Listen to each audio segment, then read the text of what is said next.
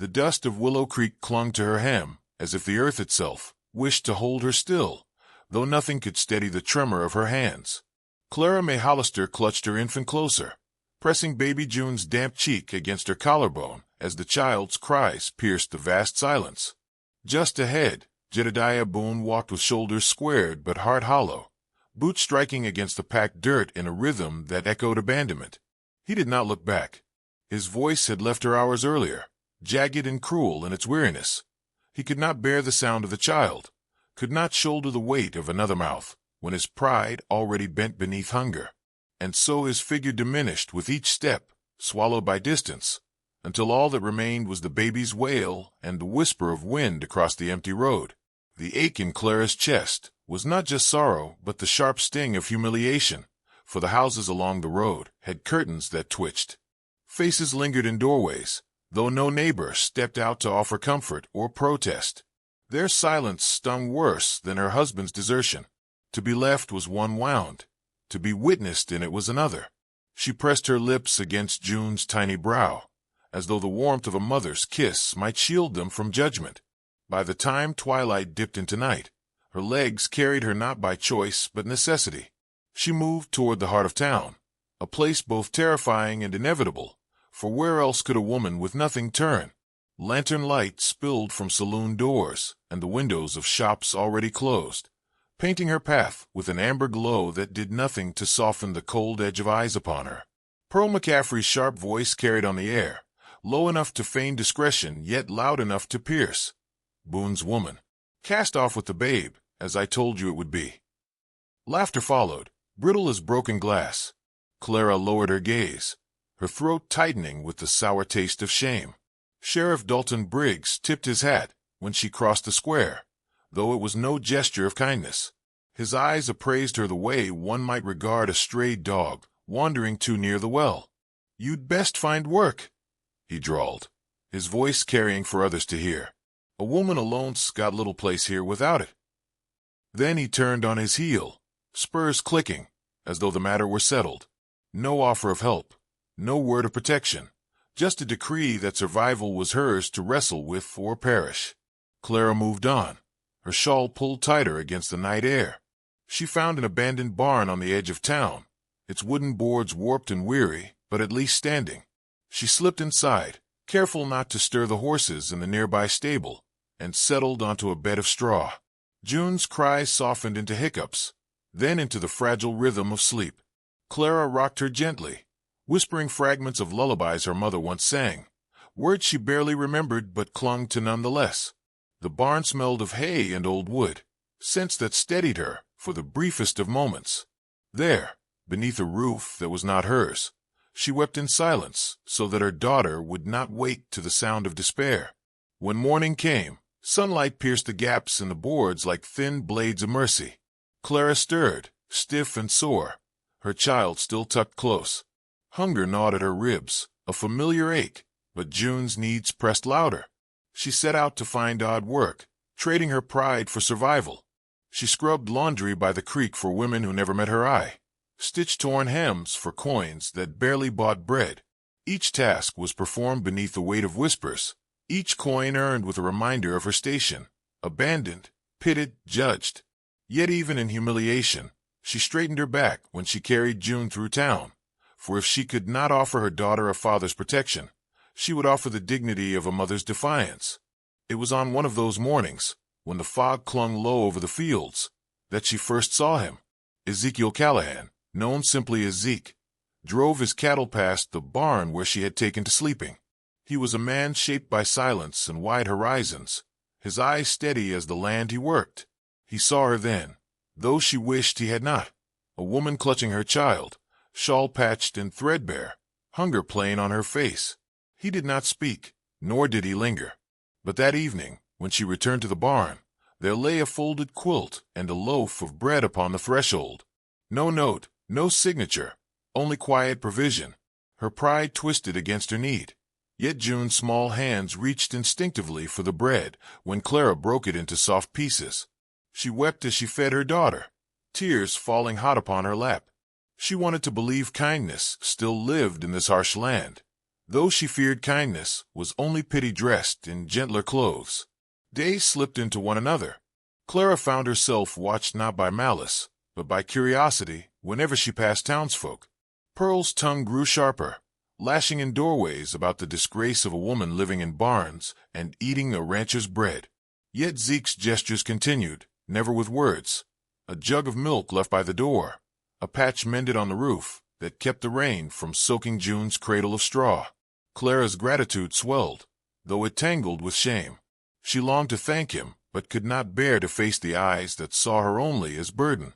One evening, a storm rose sudden and violent, rain striking the earth with such fury it drowned out even June's cries.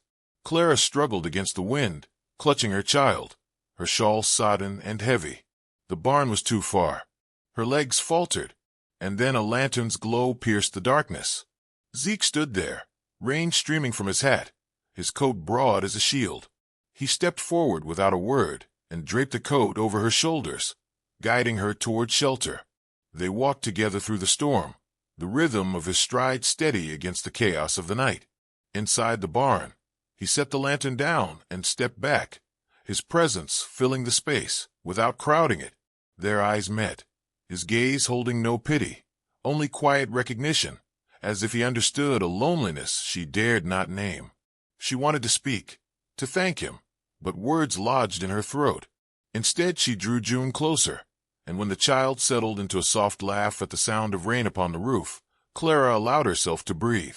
When the storm passed, Zeke left as silently as he had arrived, the lantern's glow receding until darkness claimed the barn again. Yet something had shifted. Clara lay awake long after June had fallen asleep, her fingers tracing the rough weave of the quilt he had given. For the first time since Jedediah's footsteps had faded into dust, she did not feel wholly forsaken. Someone saw her, not as a burden, nor as shame, but as a soul worth sheltering. And though she could not yet imagine what it meant, the thought was enough to carry her through the night.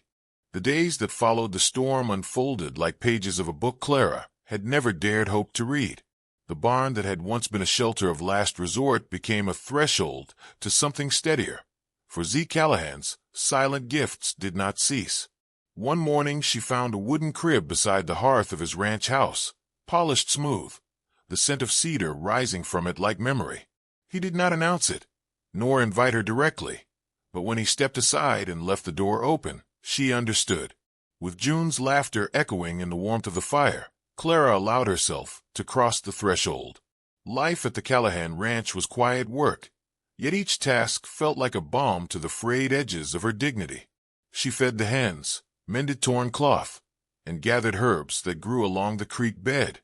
Zeke never hovered, never demanded. His presence was like the steady hum of the land itself, reliable and unassuming, yet she felt it in every gesture. How he set an extra plate at the table, how he walked slower when she carried June, how he nodded once when she straightened her back against the weight of town gossip. They spoke little, but silence between them was not emptiness. It was space where trust began to root. Willow Creek, however, was less forgiving. Gossip trailed her like dust, clinging no matter how far she walked. In the Mercantile, whispers flared at her back. Boone's cast-off, playing house at the Callahan spread. Sheriff Briggs stopped her once on the boardwalk, eyes narrowed. "You're making talk, Clara. Best not to bring trouble on the man." His words cut sharp, and she almost left that night, nearly packed June's few things and fled into the dark. But when she looked down at her daughter's sleeping face, soft and untroubled at last, Clara knew she could not uproot her again for the sake of other people's tongues. The Autumn Harvest Festival arrived with banners strung across town and lanterns glowing along the square. Clara hesitated at the edge, June on her hip, her dress patched carefully by her own hands with fabric Zeke had left folded at her door. She felt eyes on her the moment she stepped forward, but she forced her chin high, steadying her breath.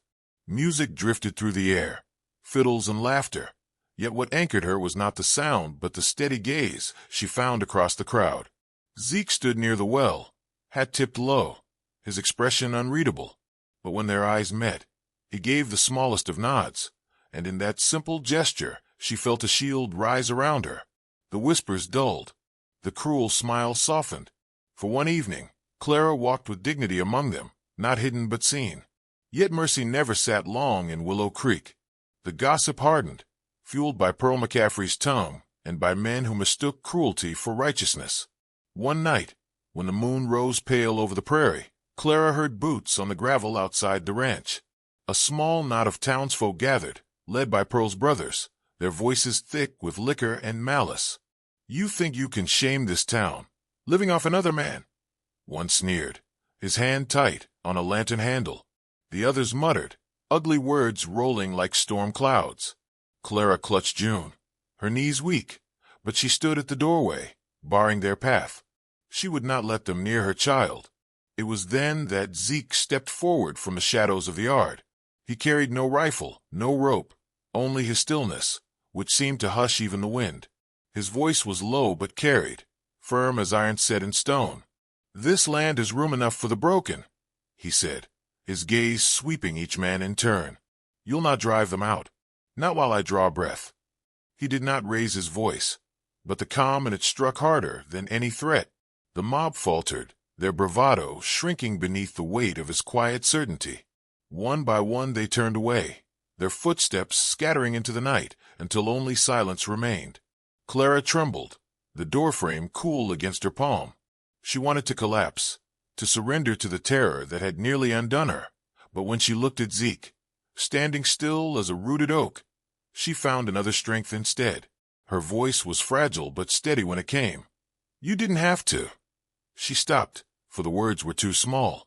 Instead, she laid her hand over his, a simple gesture, yet one that held the weight of all she could not speak. His hand did not move, but the warmth of it met hers, and in that quiet union she felt something shift. Not rescue, not possession, partnership. June stirred then, giggling as though the night had not carried shadows at all. Her small hand reached toward Zeke, and for the first time Clara did not pull away. She let her daughter's laughter bridge the space between them. In that moment, beneath the lingering hush of the prairie night, she understood that love was not thunder or fire, but the slow, steady flame of kindness tended over time. When morning came, the town's whispers did not vanish, but they no longer had the same power. Clara walked to market with June in her arms and the quilt over her shoulder, not as a beggar, but as a woman who had endured and endured again. Those who watched saw not only the woman abandoned in the dust, but the one who had stood against shame and found a steadier ground. And though life promised no easy road, she knew she no longer walked it alone. The land still stretched wide, the days still demanded toil, and the shadows of judgment still lingered. Yet beneath it all, she felt the ember of something enduring.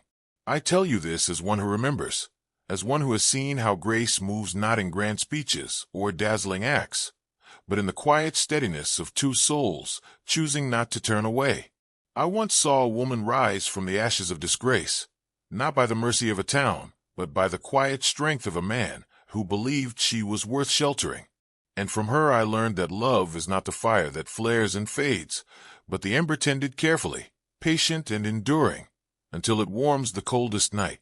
So when your own road grows heavy with dust, when whispers trail you, and the world seems eager to turn its back, remember Clara May and the gentle rancher. Remember how dignity can be rebuilt from ruin, how kindness can be as mighty as any weapon, and how even the smallest ember, kept alive, can outlast the fiercest storm.